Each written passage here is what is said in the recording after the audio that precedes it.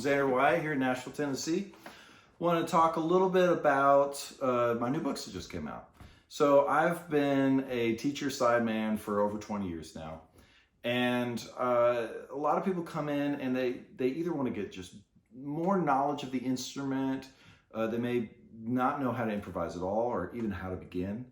So what the whole thing with these books is that there's jam tracks. Volume 1 is more of kind of acoustic. It's open first position, and it focuses on your main chords that you would see. So like C, G, E, A, D, and all the chords, scales, arpeggios, what even that means, right?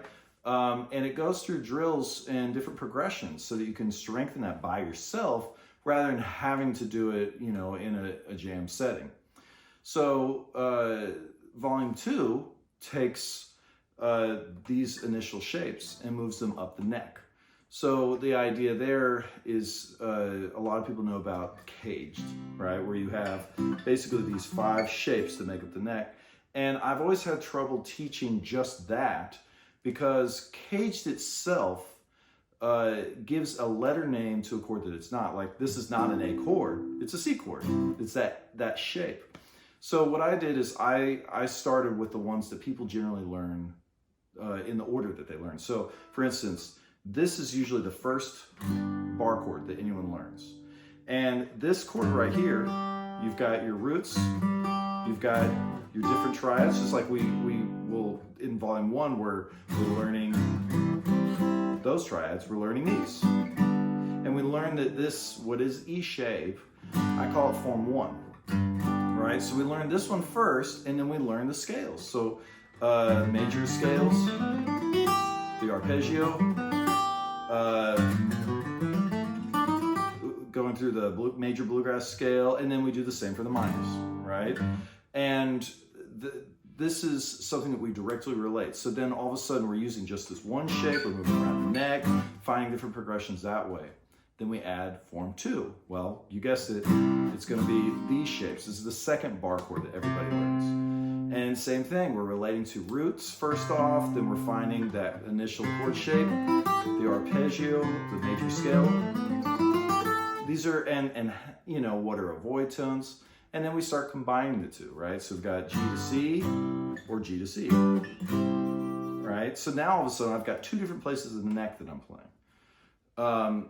From there, I go to form 3.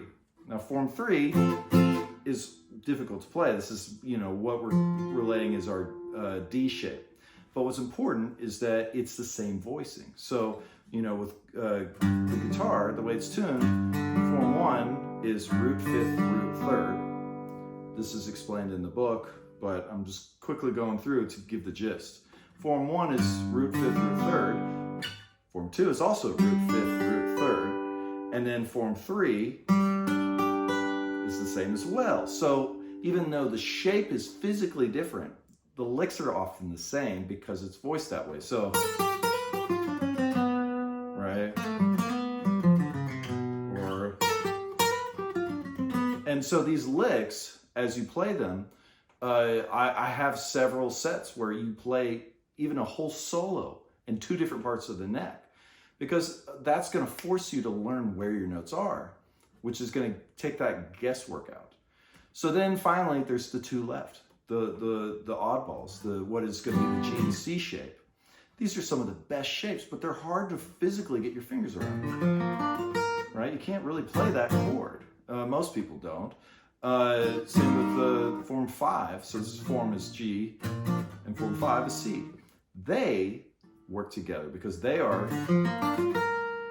root 3rd, 5th, root 3rd, 5th. They're in order. Same with C.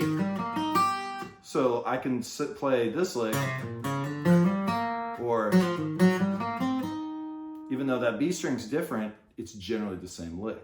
So these are things that as we go across the instrument, you start finding these patterns, things that make it more relatable and easy to memorize. And everything relates back to chords. If you don't know where the chord is, you can't solo there.